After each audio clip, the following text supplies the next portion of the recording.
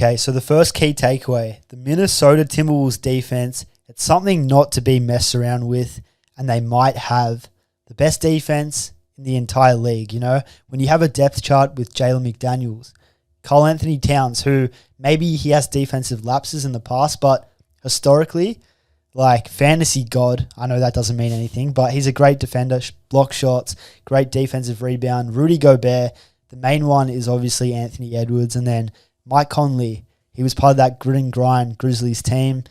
They just have a lot of pieces. Like you could even point fingers at a guy like McLaughlin. Like he's a scrappy little guard. The whole team is just filled with, you know, guys who can play two ways. So to me, if they are to be contenders, it's their defense that will get them there. Do I view them as a championship threat? Probably not, but I think a lot of people expected them, like in terms of betting odds, I guess, to be like a top 6 seed. And well, the key reason, I guess, would be defense. So that was the first key takeaway. 100%. This team kind of gives me similar vibes to the Memphis Grizzlies of a few, not the past couple of seasons. Obviously, we know with all the turmoil Jar's been through, it's obviously hurt that team a little bit. But, you know, they had such a big ascension up the Western Conference standings. They have that one star player, obviously, which is similar. Well, they have like a couple of stars, obviously, Jaren Jackson and Ja Morant, but one bona fide superstar in Ja Morant. It was pretty similar to like how the Wolves have Anthony Edwards, and then they've got just solid pieces around them and guys who are wanting to play their role and, you know, play that tough, hard-nosed style of basketball. So I think it's got a very similar ascension to that, and hence why, you know, a lot of people might have been surprised by the rise up of the Timberwolves. But, you know, when you have a genuine superstar emerge like an Anthony Edwards, and you know you've got Jaden McDaniels, Rudy, yeah, Kade as well. I forgot Rudy, but how could I forget Rudy? Rudy is probably like arguably is, you know, in contention for DPOY again, and as I know it's early stages in the season, but you know for all the slander we gave him last year, and you know for what we expected of Rudy Gobert after that trade went down, we probably thought he might have, you know, continued on with that poor run of form, but he's turned it around. He looks rejuvenated, and the only question mark now with that team is the consistency of Karl Anthony Towns. Can he put it together? We have nights where he hits 29 and 12. You know, we saw last season, a few seasons back, you know, he's hitting 60 balls, but can he do that on a nightly basis? Because if they get that production out of Karl Anthony Towns night in, night out, they're scary, because then how are you going to guard Ant, Cat, and all these, you know, other guys on that team? Even and a guy like Nas Reed as well. Nas Reed, exactly. Yeah. You know, Kyle Anderson comes in, plays a really good role in that team. Milton, he can light you up. They've got a really deep bench, a really good depth chart. So I think, if they can continue to remain consistent, put the pieces together, then there's no reason why they can't make some noise in the playoffs. But yeah, the big key reason, obviously, for that is their defense, and as long as they stay consistent on that side of the ball, they've got every chance to beat any team in the association. And like statistically, like I don't know the exact stat. This is why the podcast is beyond the box score, but I am aware they are like a top 5 defense in terms of defensive rating. So that's just something to point out as terms of like evidence if there is any questions there, because obviously we could talk about their depth chart, but visually, like statistics show that they are a top 5 defense. So I've got the numbers here. So for points allowed per game, they're second in the NBA. Yeah. They're first in field goal percentage allowed. So 3-point percentage allowed, they're 4th in that regard. That's huge. 7th in blocks per game, 13th in steals per game, and then 8th in rebounds per game. So, you know, defensively they're locked in, and yeah, like I said, a big reason as to why they are the 3rd seed in the West, sitting at 8-3 at the moment. Yeah, 100%. But moving on to the second takeaway for the week and a bit, and it's Bam Adebayo over his last 6 games has been playing like an All-NBA caliber player, and that's a big reason why the Heat are 6-0. Is it the only reason? Well, not necessarily, because Jimmy Butler's playing to the level we expect of Jimmy Butler. We obviously mentioned at the start of the season, the first episode of this Beyond the Box Score, that he was the biggest disappointment of this to start the season off, because we didn't expect that kind of a production from Jimmy Butler.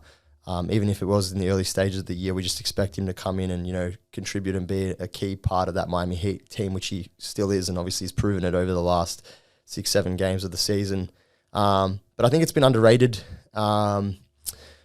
levels of production from guys like Duncan Robinson, who fell out of the rotation last year at some points in the season, which is crazy to me. And, it was talks about him being traded. They overpaid him on that contract, and even his last 3 games, he's been an incredible contributor for that Miami Heat team.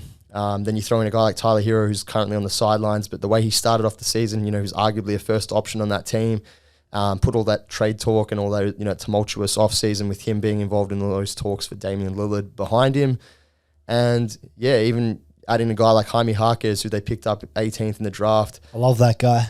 Really underrated draft pick. And, again, it's the kind of draft pick that's perfectly suited to the Miami Heat organization. Pat Riley hit the nail on the head there. And then, again, unheralded, underrated guys. Like, we obviously know what Caleb Martin did in the playoffs. And then a guy like Hayward Highsmith, an undrafted player. And who, obviously, we know what their reputation is at getting the most out of undrafted players year in, year out. So I still like what the Heat are doing.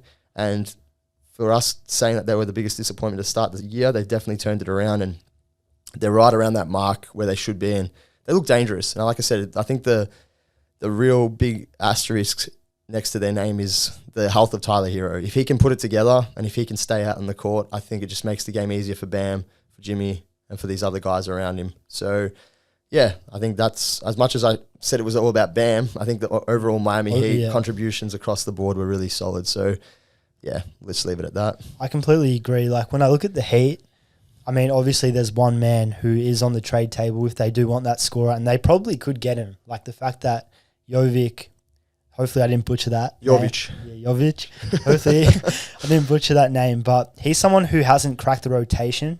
I mean, that shows how good Miami Heat's depth chart really is. But say they threw the Bulls him, a young piece, something exciting, because nothing about Chicago is really exciting at the moment. So they throw them that, and then a pick. I'm pretty sure they could land Zach LaVine, a scorer that if they really want and think they need in the playoffs long term, he's there. But in terms of Bam, because I know this key takeaway is about Bam, this is something that Miami, and specifically Jimmy Butler, has been wanting for so long. Like he stated in interviews, post-game press conferences, he wants Bam taking 15-plus shots a night. And if he could do that, he could be like the number one option. And he's shown it. Like he's playing like an all-NBA player. Miami is 6-0. I think Hero... in the last 6 games, 6-0. Yeah, which is crazy. And Hero, I think he is currently injured. So the fact that Bam stepped up and he took the pressure off Jimmy, who has struggled early on in the season, that's all you could really ask. So big ups to the Heat, and hopefully, I mean, I get around the Heat culture. I wouldn't mind seeing them, in the playoffs cause another upset. I don't get around those jerseys though. They're terrible. Terrible. But yeah, I know it's, again, beyond the box score. We don't want to harp on the stats too much, but just to put into perspective what Bam is averaging in his last 6 games, 23.5 points, 12.2 boards, nearly 5 assists, nearly 2 steals and 1.5 blocks per that is game, MVP caliber. 53% from the field. Yeah, it is. That really is MVP caliber. And yeah, a lot of people look at Bam and they kind of, there's always that top 3 center debate. Jokic and Embiid, obviously. But who's that third? Is it AD? Is it Cat? Is it Sabonis? Well, Bam's the one who I think plays the most consistently, and you know what you got to get from him every single night. So, yeah, no doubt should he be in that conversation still, even if some people consider him, like, boring. Yeah. I love his defensive versatility. I love the fact that he can switch and play a number of positions on that side of the ball. When he does get put into a pick and roll action, a 2-man game, he can be that switch guy, and they're not going to attack him because he can move his feet. He can, keep up with quicker guards and quicker players. So I think that's an underrated aspect of his game. Obviously, that's the part of the game that everyone obviously knows about it. The only player, I reckon, who can guard 1 through 5. Yeah, maybe. Yeah, like there's at probably the a couple others, but like I think but the most obvious sort of choices, I think, Bam definitely does fit that bill. And like I said, the fact that he stepped up offensively, which was a one big question mark, can he obviously be a guy that can lead a team or play at that all NBA caliber level on the offensive side of the ball? He's shown that. So I think his jumping production is really great, but he just has to maintain that consistency for the Heat to continue to make noise in the Eastern Conference. But moving on anyway, and Marcus, I'll let you take this one away. Okay, so this one has to do with the Detroit Pistons. I know me and them, we don't have a great history, but I love Kade Cunningham. I love him as a prospect. I think the upside that he has as a 6'7" to 8 guard, it's a similar mold. I'm not saying he's the same level, but his skill set is the same of a Luka Doncic or someone in that realm, you know, someone who can score, play make, shoot the three ball when he's at his best. He's somewhat athletic, and he just has that skill set where he can take over games in every facet of the game of basketball. But the undeniable fact that you cannot argue with, and that is why this is beyond the box score once again, is using the eye test, seeing his inefficiencies. I think that's holding him back from superstardom. No doubt is he special. No doubt. I had this argument with a friend, and he just sent me, like he said it in the group chat basically, Kade Cunningham is special. He's great. Well, I'll say to that, he isn't great yet. You know, he's a sophomore pretty much in the NBA. He doesn't shoot well. In fact, he has the lowest PER for a 20-point per game scorer of all time. Of all time, which is crazy. PER is 11.3. To put that into perspective, Jokic's is hovering around like the mid-30s. Jesus. And the top three, I think, are all within 30 or just hovering on that like border of the 30 mark on that PER ranking. So, yeah, it just shows how bad it is. Yeah. But I was just going to say as well, also, averaging 5.5 turnovers per game. And the fact that 5.5. Yeah, and the fact is like I think it's also like the top 10 out of all the top 10 like turnover percentages for a 20-point per game scorer. I think he's second or first. Like Pete Maravich is the only other guy. I think he's first in that as well, and Pete Maravich is number 2 on that list. So if you can have as great of a career as Pete Maravich, Hall of Famer, exactly, then you know you might look at that and say, well, you know, it might not be all too bad. But I think the big question marks for him are not about his ability; it's about the shot selection at times and this decision making. I think his basketball IQ, not questioning that side of it, because I do think he's an intelligent basketball player, but I just think at this level, at this NBA level, maybe not playing enough games over the first 2 seasons of his career, it's maybe hampered him a little bit in that sense. He's still his sophomore. What this would be his third year now? Yeah, but it's technically like his second because he only played like he was injured 12 games. 12 games, whatever it was. So obviously that's going to impact any player. And it's showing, obviously. Yeah, they're 2-11. So. Yeah. So it calls for, obviously, you know, Jaden Ivey to be traded and, you know, the way that, you know, giving Killian Hayes too many minutes. He has his moments, though, Killian. He does. And even just, like, people are starting to get on Monty Williams' case and saying, like, is he the right coach for this particular group? And what's he supposed to do? I know, exactly right. But I think, it's just more about shot selection, you know, the kind of shots he does take, and I think overall how he goes about decisions on the court and like the way he reads certain moments in the game that probably needs to improve for him to take that next step. But if he can work on his inefficiencies and obviously improve those, the sky's the limit for him, because I do think he's got all the tools. It's just he hasn't put it together at this point in time, even though the numbers, you know, like look good on paper. Yeah. When you're watching these games, you can't be a box score hunter all the time. Like, no doubt, I'm not hating on Kade. I actually really like Kade. You know, like he's probably one of my favorite players, but it's just the undeniable fact. Like inefficiencies holding him back. 100%.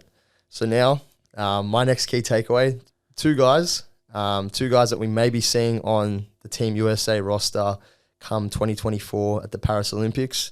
They've both made pleaded their cases for it and why they should be on the roster, but Tyrese Haliburton and Anthony Edwards have both emerged as potential MVP candidates. And yes, like I said on an earlier episode, it might not have been Beyond the Box Score, it might have been one of our older videos. I don't like to get into this MVP debate too early. I like to get into it around the 30-40 game mark, because we get a better idea of where these teams are sitting, how this player is playing. Because at the end of the day, an 11-game sample size, there's still sufficient amount of basketball being played, but it's still at that point where it's like it can be just a stretch of games where they play well and then they drop off. Jeremy Lin. Exactly. Excuse me. But like Tyrese Haliburton and Anthony Edwards, these guys have clearly, reached that level of play, and they're arguably the most valuable players in the league, and especially for their teams. Especially young guys, like 100%. And I've got the Tyrese Haliburton jersey on, so representing. But I've been on Tyrese Haliburton from the moment he was at Iowa State, like pre-draft, like 6 months out. I showed you that post that I put in an NBA fans group saying this guy was flaming people in the Reddit comments. I don't know if it was Reddit, but like some dude was hating on Tyrese and Danko was just grilling this guy. But that's the thing. Like for me, I saw it early. I watched a lot of Kings basketball when he got drafted to the Kings, and then when he went to the Pacers, I was actually glad that he ended up on the Indiana Pacers and got his own team. And for what that team has, obviously they got a really good bench, really great depth, but they don't really have a genuine second superstar or second star kind of player. Obviously, Miles Turner does show that potential, but we just saw how much of an effect he does have on that group, and pretty much he is the system, like you like to say. The fact is, when he was out of that lineup for the Boston Celtics game, they dropped that game by like 50 points. They lost. They let in about 150 points on the defensive side. Boston put 150 on him, and then Tyrese comes in the next game, and they start going on this winning streak again, and arguably probably could have won every game at home. They dropped that game against the Hornets, which they probably should have won if it wasn't for that moment. Tyrese actually explained it on the Old Man in the Three. I was watching that episode, the mailbag, and he was saying like he was unsure of what Brandon Miller was doing because he was expecting to come to double, but he just kept like jumping like from side to side, and it sort of threw him off, and then he just lost his dribble. So like he owned that moment as well, and I think the fact that he owned that mess up obviously shows how mature he is. But in terms of his production, he's nearly top 15 in scoring, averaging like 25 a game, nearly leading the league in assists. He's had a double-double in practically every game he's played in, and the team just looks better. The team looks more fluid. They're the number one offense in the NBA. I think they're 1 or 2 in offensive rating as well. Obviously, the defense leaves a lot to be desired, but for what he's done on the court, and now mainstream media is finally giving him his recognition, which I sort of get frustrated about because he's been doing this for the last few years. He's had games where he's dropped 38 when he was on the Kings against the 76ers, and then he had his moments last year, obviously getting into the All-Star game. But Wally Szczerbiak, called him out last year, said he's a fake All-Star, wannabe All-Star. Like, bro, wasn't Wally a one-time All-Star as well? Yeah, exactly. And he's just a hater. But like at the end of the day, without Tyrese on that team, the 76ers, the Pacers, they aren't the same team, and you probably look at that team and they may be like hovering around the lottery again. But then I'll move on to Anthony Edwards. Obviously, he's emerged as a true superstar in this league. The numbers speak for themselves. He plays both sides of the ball. He's a gritty defender. He's a true definition of a two-way player. He's throwing shades of Michael Jordan out there. Some execs, some scouts. I know it's a bit of a raw take, but closest thing I reckon. Yeah, in terms of honestly that Kobe and that MJ mentality in him, he's got that dog. You know what I mean? Like his personality shines through. He's always smiling. But when he gets on the court, he just wants to kill everyone. That whole exchange with Draymond Green, that was hilarious to me. Like Draymond talking shit, and he didn't bow any of it. Yeah, 100%. He didn't like we say, he wants all smoke. Yeah, he wants all the smoke, all the fucking smoke. But what he's done for that team, and stepped up as the true number one guy, true leader. Obviously, there was question marks over Cat. Was he the actual genuine number one on that team? But Anthony Edwards has well and truly jumped into that, position, and he's taken on that responsibility with both hands. And yeah, there's no secret why both these teams are right up there in their respective conferences, and yeah, they deserve all the credit they get and all the recognition they get. So for me, that's a key takeaway. I know I spoke a little bit about this, but I love these two guys, especially Tyrese. So it's something that I could talk about for hours, and I could give you all the ins and outs about everything. Yeah, no, I feel like you mostly like wrapped it up really well. I'll just make a quick point about the Tyrese Haliburton thing, I guess. Like, this might sound crazy to some people, but you could genuinely make the debate right now that Tyrese is the best point guard in the league. Like, I know we talked about this in a previous ranking, the top 10 point guards, and people were kind of confused, like, why is Hallie 4? Well, let's go through it. I mean, Curry, like, maybe he's one. He's having a phenomenal year. Luka also is. He could be one as well. They're both deserving. 1A, 1B. 1A, 1B. But then there's Hallie, someone, he's not 3 or 2. Yeah. He's but he's having such a phenomenal year. Like, shades of Chris Paul, historic in terms of like the numbers. Yeah. They're historic. Like, they're 25 and 12, and then the limited turnovers. And the main one for me, I guess, the thing about Hallie people would say is like he doesn't take over games. Well, he had that game, he made that mistake. He got LaMelo like pickpocketed him and they lost. But he had 25 points and 6 assists in that third quarter alone. That's never happened in NBA history. Yeah. One guy to have 25 and 5 or 25 and 6 in one quarter. And then, you know, to add to that as well, the last two Philly games. game? Took over there as well. The Milwaukee game. The Knicks game? Yeah. 4 straight threes? The Cavs game, sorry. Yeah, was it the Cavs? Yeah.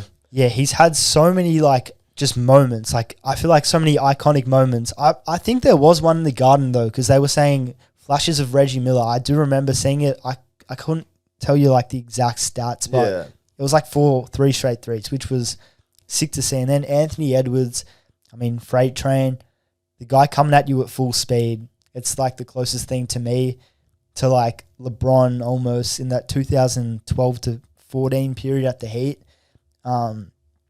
But yeah, and he just like, he's not like LeBron, but in terms of him being a two-way threat and such a great two-way player, such a great defender, getting in passing lanes, blocking shots, like the dominance of LeBron's 2012 to 15 aura, it's certainly there. So yeah, I mean, maybe I'm just elevating this too much. Yeah, I mean, it's been 11 games, but if the Wolves keep winning and Anthony Edwards is the number one guy, he deserves to be, I guess the whole thing, this is MVP candidate, like them to be candidates. So they kind of deserve the credit when credit is due because they are in that, I mean, that ladder, I guess. And if they continue to be 2 successful franchises moving forward and have good records, then why can't we blow it up? If people didn't really fully expect Hallie to emerge like this, I think the credit, it's due. Like, he deserves it because, like you said, fake all-star.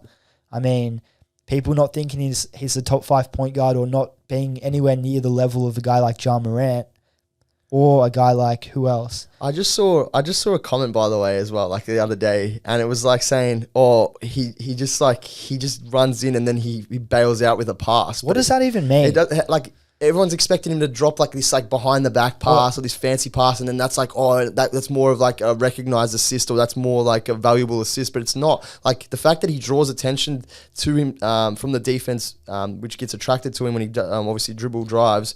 That's a skill. Like, that's what I'm saying. To find the open guy and to recognize what the defense is doing and be able to help defense, especially like when rotations happen.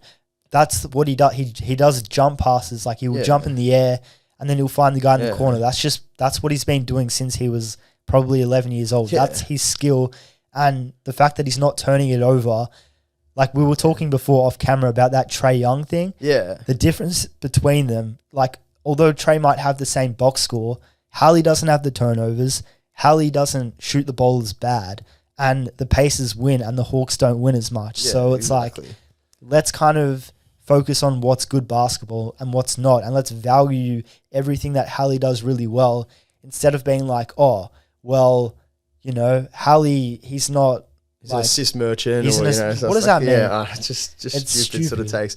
But yeah, there's this guy's like, oh, Trae Young puts the same numbers up, and I'm like, I had to respond to the comments. I'm like, dude, Trae Young has terrible efficiency and he's a liability on defense. They're not the same. Like, Hallie's 6'5", Trae Young's 6'1". And that's no knock on Trae Young. Yeah, Trae Young's a great player, hence why we included him in our top 10 point guard list. At the end of the day, like, we do rate him and we do believe that he's genuinely one of the best point guards in the league. But yeah, 50, 40, 95, averaging, leading the league in assists, top 15 in scoring. Like, it's second to none. His PER, I think he's like third in PER in the league this year. So you simply cannot overrate this guy. Like, 100%. You can't. Like, when someone plays basketball the right way, does all the right things, doesn't, you know, he's flashy, but he's not really. Yeah. Like, he's not step back three. Like, he's not like a Harden. He plays the game the right way. He finds the open man. You know, he's great. Shot's money too. Transition. I don't care what people say about it. His shot is money. When you're gifted like that and you have a skill set, honestly, like a Magic Johnson or like a prime Ben Simmons, like transition game, there's no flaw. Like, there's no secret why the offense is the number one offense in the NBA. Like, he's the engine that drives that offense. So we could talk about Hallie all day. I know, exactly. But let's get back on track. But obviously, I don't mind the fact that we did address that, because I think, he does deserve his flowers. He does deserve, to be recognised. And I think, like I said, you and I have been high on him for a while, but the fact is a lot of people have slept on him. There's a few people that have actually I'm like, my favourite player is Tyrese Haliburton. It's like, who's that? Like, some people still don't know who this guy is. I actually don't understand. Yeah, it just obviously shows casuals. But yeah, I'll let you take over the reins and we go to the next key takeaway. So this key takeaway, I mean, today, like I didn't watch the game, but I saw it, House of Highlights. Shout out to them. James Harden hit a game winner. Well, it was a 4-point play. Yeah, 4-point play. Yeah. But I guess we'll take it as his Clippers tenure thus far, with like the full body of work. So the key takeaway was that James Harden has to accept the role with the Clippers and not be the system for them like he was, I guess, at Houston when he first got there with Dwight Howard, and then moving, like, I'll make this short and sharp, but Houston, when he played with Dwight, and then that didn't work out, from there he goes to Brooklyn. Obviously injuries, stuff happens, but, he gets out there as fast as he possibly can when Kyrie and KD leave, which isn't the best look, because Harden, if he was still to be there and those two guys left, they're still competitive. And I personally think that team could still run amok in the East and be a championship contender, no doubt. Philly, best chance of winning. Daryl Morey's there, great GM. Joel Embiid's there, MVP. Tyrese Maxiell's there, emergence into an All-NBA player. But you want to leave now and you want to go to LA with 3 other guys and Paul George, Kawhi, Westbrook. Like, you aren't the system, I guess. You are a product of that offense. You're a product of Kawhi and PG. Personally, I think Kawhi A, PG too, but you can either or. Great players. I just think that, he's going to have to be more of a spot-up shooter. He's going to have to sacrifice less dribbles, and he has to be open to the idea of sometimes not being in the game in clutch moments if he isn't performing. That's all. But, I mean, he's had his moments and he's a great player, no doubt. Harden's a terrific basketball player, but it's like, I don't know, history shows us that he rides the highs and the lows are really, really bad, and it's everyone else to blame. And I kind of don't like that attitude from, like, star players, because, you should be able to adapt to any situation, I guess. Maybe not, your heart might not be in it, but you should at least try. Yeah. And I don't think he's been willing to do that in his NBA career. 100%. But I think, it's crazy to think, like, all the slander he was getting about his defense, but that was what he was sort of came into the league being known as, like, as a really gritty defender at Arizona State. And, was he? Yeah, and obviously his time with OKC being that 6th man, he came in, he could provide instant spark on offense and then provide the defense. But then I think, obviously, when that trade took place to Houston, he realized how good he actually was and how capable he was as an offensive player, and it kind of just, like, went by the wayside. And, I think he tried to get his way once he became that genuine superstar in this league, and he realized that, like, he could, empower himself to get what he wanted. And I really like James Harden. I was a big James Harden fan. Still am to this day, but obviously the more that this sort of stuff comes to light, it definitely makes me like him less and less, but still can't discredit what he does on the basketball court. And obviously today proved that, he's still a valuable player in this league. But I think it'll just take time with the Clippers and, getting the right balance, who plays what minutes, staggering the lineups where they don't have all 4 guys in, or when they have all 4 guys in at one time, and how they, that dynamic works, the chemistry. I think it'll definitely come together. I think they've got too much talent on paper on both offensively and defensively to obviously not be able to achieve something great in this season. But at the end of the day, they just need to obviously work out what the best chemistry is and what the best dynamic is. But I think there is a lot of potential there. It's just how that all comes together is going to be the big question mark. And we saw, obviously, that thing I sent you today, Russell Westbrook's willing to come off the bench. Great. And we know what he's capable of as a bench player and how much of a spark he can provide. He didn't have the best game today, but then again, there's 3 other guys there to be able to... And they won. Exactly. So 100%. And it was against a hot, Houston Rockets team who have been on a roll. So beat Denver. 100%. and beat obviously the Lakers and the Kings twice. Yeah, so like they've been on a really good run of games. So the fact that the Clippers finally got their win with James Harden in the town, I think it was 0-6 or 0-5 since the trade.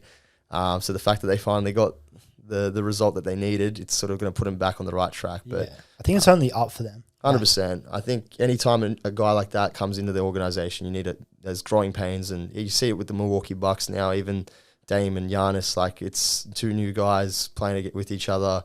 Neither the same. Yeah, 100%. So it's just going to take some time, and I think 11 games or 12 games, whatever, into the season now, it's a bit too early to sort of jump off the bandwagon or jump on it. But I think things will work itself out eventually. But the next thing for me, we're going back to the Pacers, but we're not going to try and emphasize Tyrese Haliburton too much because we obviously spoke about him just in the last couple of takeaways there. But the Pacers' depth chart is incredible. Their bench looks really, really good. Could arguably be one of the best benches in the entire league. But their defense leaves a lot to be desired. They've got one of the worst defenses in the league, but I think they're confident in themselves to be able to outgun the opposition and score more points than them, which I don't know how that will work out in playoff situations or in playoff basketball, but at the end of the day, I think they trust that what they've got, the chemistry that they've got in that team. There's no egos. Tyrese brings the group together, gets everyone involved, knows which guys need the ball in their hands at certain situations, knows when guys haven't had touches or haven't had many shots in that particular quarter or on a given night, and he makes sure that they get involved over the course of a game. So like, obviously, look at Obi Toppin. He's a starter, but like what Tyrese has been able to do in extracting the best out of Obi Toppin, had that 27-point game against the Sixers. Yeah, run and gun. Isaiah Jackson did a really good job holding his own against Joel Embiid, and was a big reason as to why they obviously came home with the win that game. Then you got guys like Jalen Smith come off the bench. Love that guy. TJ McConnell, Andrew Nembhard as a backup point guard, getting doubles off the bench. Like Naismith, yeah, he's underrated. Buddy Hield, he's been in a bit of a slump the last few games, but I think we know what Buddy Hield's capable of, and we know how good of a shooter he is, and on any given night, he can obviously get hot. So then you got guys like Jordan Nwora, who don't really play much. Jarris Walker, their top 10 draft pick, who's playing in the G League at one point, and Ben Shepherd, who's a really good shooter out of Belmont. Like their bench extends far. Obviously, they don't utilize every single player on their bench on any given night, but at the same time, like they know that they've got those resources at their disposal. And the fact that Daniel Tice, who we know is a capable backup center in the league. Clippers now, isn't he? Yeah, and he couldn't even get minutes at the Pacers. It just shows how stacked they were in their rotation pieces. So, yeah, they look really good, but their defense does need to be addressed, at least trying to get as many stops as possible. But again, I was listening to Tyrese on Old Man in the Three, and he was saying, like, it's so hard because everyone's running and gunning, it's just you're bound to let in points, you know what I mean? And I think with how the freedom of movement side of it, the rules, the way they are, defense is a lot harder to play than it was once upon a time. But not to say that there isn't any defense being played. There's just the defensive schemes and, like the way that, NBA teams utilize offensive schemes to counteract that. It's hard. So, as long as they can continue to outrun and outgun teams, I think they'll be in a really good position. Yeah. I feel like their depth chart as a whole, like they have some really valuable defenders, obviously, specifically front court, Isaiah Jackson, Jalen Smith, Obi, you could put in the mix, Miles Turner, great defender. And it's like, come playoff time, I think they will be fine. I don't expect them to go far. Yeah. But the fact that Tyrese has behind him in the front court, Jalen or Isaiah off the bench, or Miles and Obi, I think that's fine. And then Naismith, he's obviously very capable defender. But yeah, it's not so much about like Bruce Brown. Oh my God, how could we forget the acquisition in the free agency? Yeah, he's he can great guard defender. He can guard 1 to 5, and or at least up until the power forward, or 2 to 5, whatever it is. Like he can guard a number of positions, play a number of positions on the offensive side of the ball as well. So I think he's underrated in that aspect. So I completely forgot about him; just went way over my head. But I did too. Benedict Mathurin as well. Didn't mention him. He's had a bit of a down year, but I think he'll has his moments. Yeah, he's a spark plug. But like Benny. Like it's his sophomore year, so maybe sophomore year blues, but I love that. I love that guy. I think he definitely has a lot of star potential, and I think he could be the second star. I think Rick Carlisle, he didn't put him in the game for a certain period of time. He left Buddy Hield out there, and Buddy Hield was just bricking up everything. But it ended up working out. They won the game, but it's one of those things. I think he was benched last year, like 6 man. So it's like they're giving him the keys. They're riding or die with Benny, but like it will come. Like he'll start making his shots, and then we'll remember like why he was in the Rookie of the Year conversation for sure. The one player, he's the one player on that team that probably doesn't move the ball as much. Nah, he doesn't. He's a ball stopper. He's a Donovan Mitchell. Like he's a ball stopper in the sense he's a shot creator. Yeah, he likes he's more of an ISO player than he is. Obviously. That's why I like him. Though. I'm not gonna lie. I love my good brand of basketball to watch, but I do like people like naturally players who score. Like this guy right here, favorite player of all time. Kyrie, favorite player growing up. And then like I always just like my DeMar DeRozan. Maybe that's why I went towards Benedict. Is like I was like this kid, he's gonna be so cool. Shades of those guys, yeah. Sure. But like I said, I don't think necessarily it's a detriment to that team, or he can definitely obviously reached his full potential. But I just think he's a ball star, compared to like the rest of the guys and what Tyrese tries to bring out of every single player on that roster by like just giving up the rock, finding the best open shot, best shot possible. When he does get to Benedict Mathurin, sometimes he doesn't want to make that extra pass, and he's dribbling it, trying to like create something. And he does create. He's like I said, he's a really good off the ball shot, on the ball shot creator. But it's just, does it fit in with that scheme of that team and that? Hallie wants him to succeed as well. Like I've heard him talk about Benny in his rookie year. He was like, he's like a gym rat. Like he does not leave the gym. He's got to like help push this team like towards playoff success.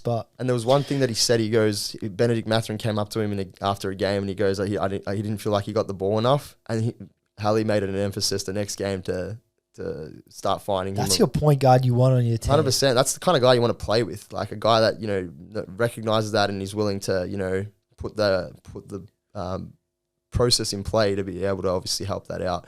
But moving on, and I think this is you now. Okay, so this one, we kind of talked about this before with the Houston Rockets, and it's no secret they have been a surprise team, I guess, this season. They've beaten, my Lakers, killed us, I think 20-30 bowled us, beat the Kings twice. They beat Denver. Today they obviously lost to the Clippers by 6. But it was a close game throughout the whole, close game, and it's the Clippers, like 4 All-NBA guys. So pretty much, Ime Udoka, coaching wizard, freak, like I did not expect him to extract this much out of the young guys like Jalen Green, Jabari. I didn't think they would buy in as much as they are. Maybe that's a product of Fred VanVleet as well, being that veteran point guard, but they look like Udoka's just seasoned like everybody. And the record showing, I think now they would be 6 in the West with a record of like 7-4. But it's the teams they've beaten, which like impressed me, because these aren't like teams who, not that they're expected to beat, but just better or slightly better. These are like championship contenders. So I expect this to be sustainable. I expect this team to make the play-in. If they don't, they don't. I'm not mad at it. But yeah, that was just a key takeaway. Udoka, great coach. Extracting the best of the young guys and the best of the entire roster, I guess. 100%. You didn't even mention the one guy that's had Alperen Sengun and LP. I think the fact that Ime Udoka got there, and again, he's allowed him to sort of run the offense. The offense runs through Alperen Sengun on any given night, and he's obviously a willing passer in the mold of like a Jokic and a Domantas Sabonis. Obviously, he's limited in certain aspects. Defensively, he could get better. He could be a better 3-point shooter. But overall, what we see from him on a nightly basis, like the wizardry with his passing, his back to the basket game, his willingness to like put guys on a poster. He loves to like dunk on people when he gets the opportunity. Sneaky bounce. Yeah, he does. And I think, overall, them running the offense through him and then having a guy like Fred VanVleet who can also be a really good playmaker and a guy that can obviously get his own. And then you add in a guy like Dylan Brooks, who they acquired in free agency. See the stare down. Dylan the villain, yeah. But those kind of guys, those underrated acquisitions in free agency definitely are helping this team. And even a guy like Jeff Green doesn't get a lot of minutes now as much as he obviously was once upon a time, but having that veteran presence on the bench, being able to like guide these young guys, obviously, and he's seen everything. He's been on a number of franchises, a number of successful franchises as well.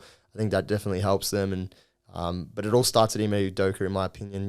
If it's a hot take, but I think if Udoka stays as the coach of the Celtics last year, and they win the championship, they win the chip.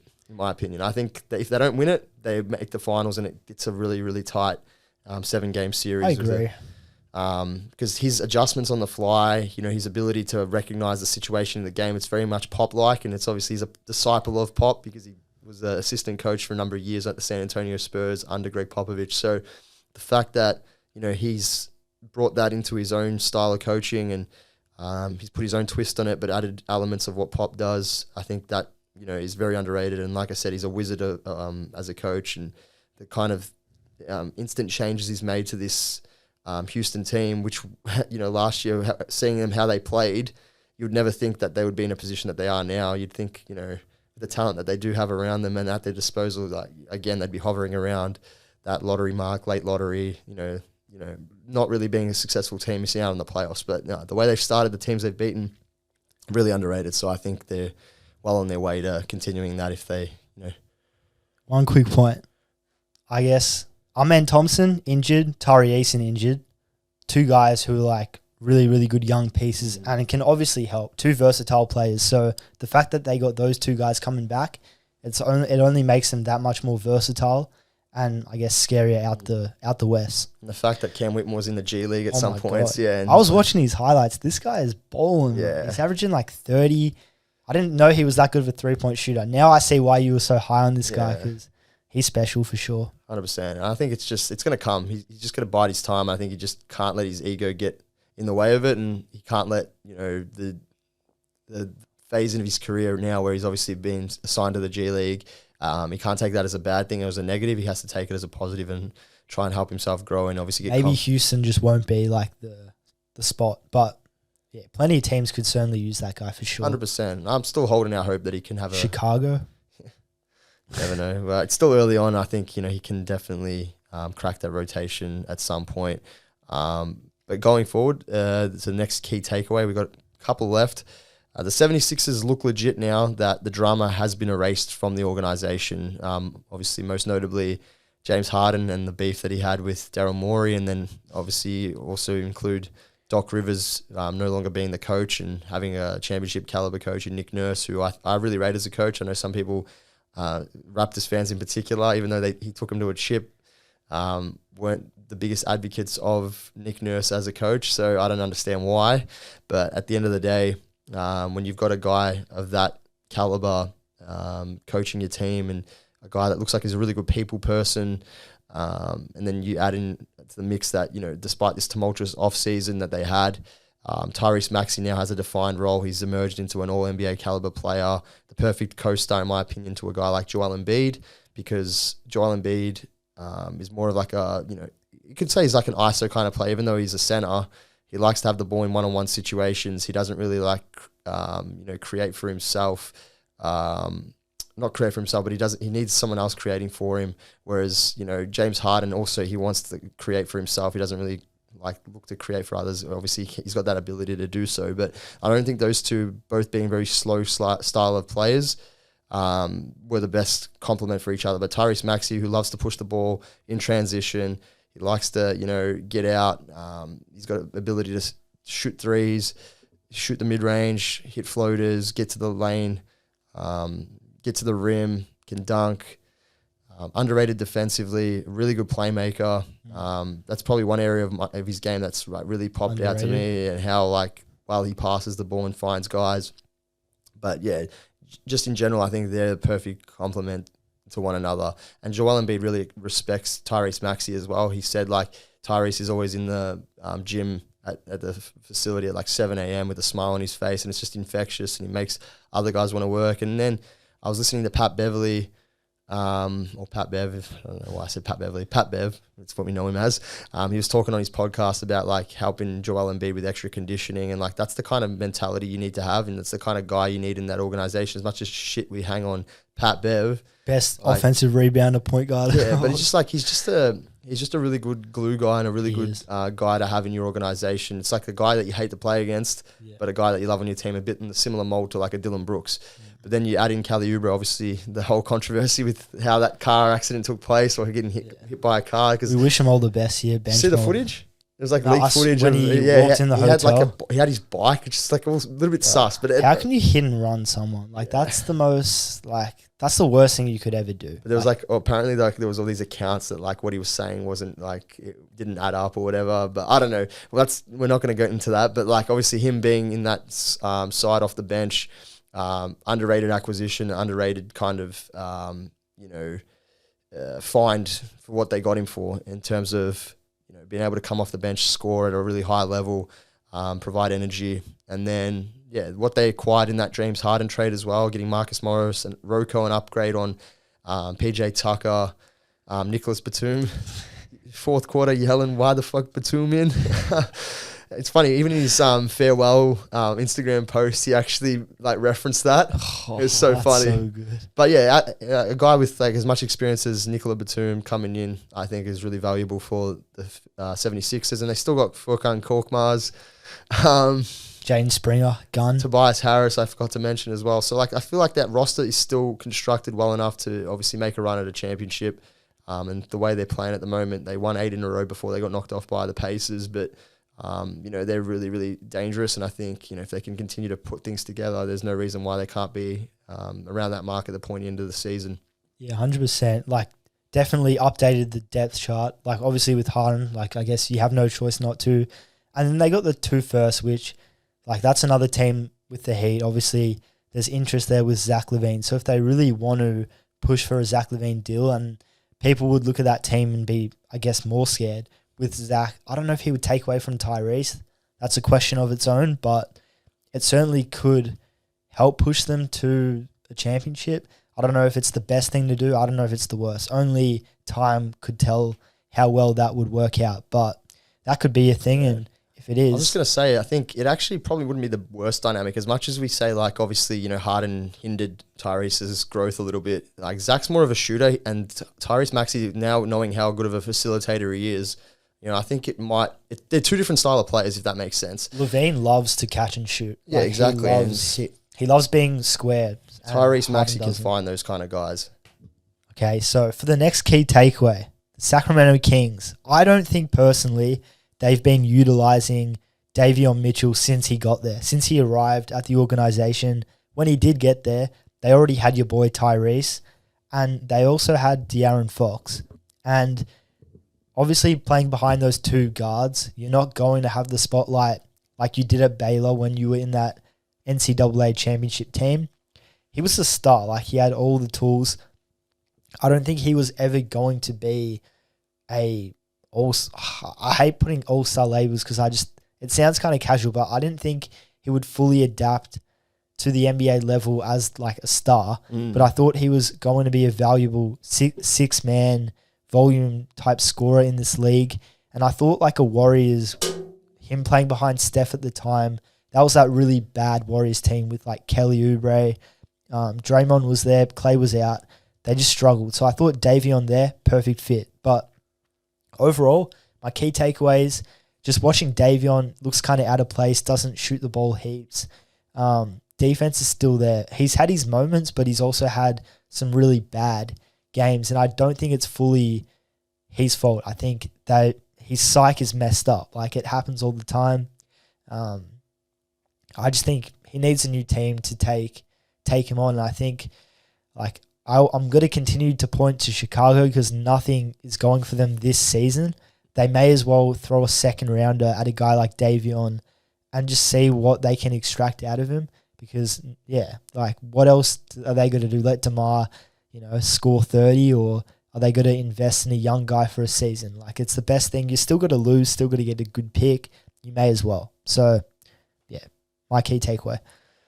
Yeah, I saw that obviously there was a lot of hype around Davon Mitchell, and obviously you can get a bit lost in that as a scout or as a GM by looking at how good someone plays in the tournament. Obviously, we saw with Jordan Hawkins, it definitely bumped his draft stock up this year, but Jordan Hawkins is a different sort of level. He's 6'4". He's a best shooter in the draft.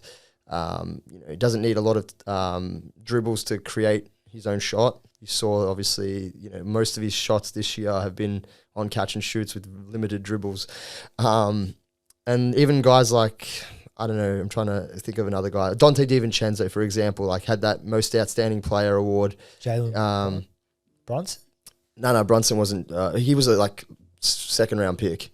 So I'm talking more about guys who raise their stock up by being the most outstanding player, and we can take too much emphasis on that. And obviously with Davon Mitchell being the star of the show in that Final Four run, did we maybe overrate Davon Mitchell based off that Final Four production? At the end of the day, he's a 6-foot guard. Yeah. He's really good defensively, don't get me wrong, but again, undersized, trying to guard the best players night in, night out, who are obviously physically more imposing than you, might be a difficult task.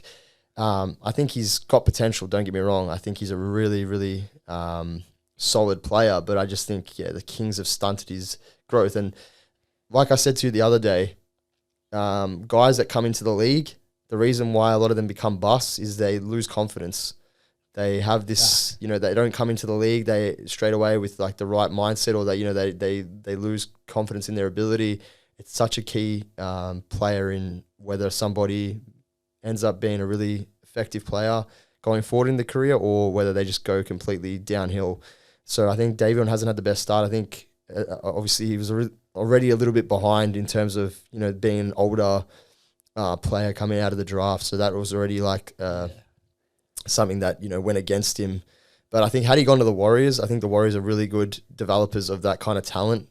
Guys who don't necessarily maybe have superstar potential or the ability to become a genuine star in this league, but guys that can play their role and be important players on a championship contender, that play the right way, that play with grit, grind, intensity, and can hit shots when they need to. And I think the Warriors would have been a perfect fit in that situation. But obviously that there's a reason why they didn't pick him, and maybe they probably worked out why. But I still think he can have success in this league, but just for what we've seen so far, star on his role type player. Yeah, correct. But what we've seen so far obviously hasn't been very promising. And like I said, I had high hopes for him as well, but I think that's a question you need to ask. Do we overrate most outstanding player awards come Final Four time, come the championship games in these NCAA just shows moments? NBA situational at the end of the day. Everybody's replaceable pretty much, and the picks are made for that direction at the time, but a direction can change in a split second if some other guy breaks out, like Hallie kind of. Yeah. You look at Derek Lively as well. Derek Lively averaged 5 points and 5 boards a game in his freshman season, his only season with Duke. But because Duke plays a certain system, they got a lot of star freshmen, star players that need to obviously share the love.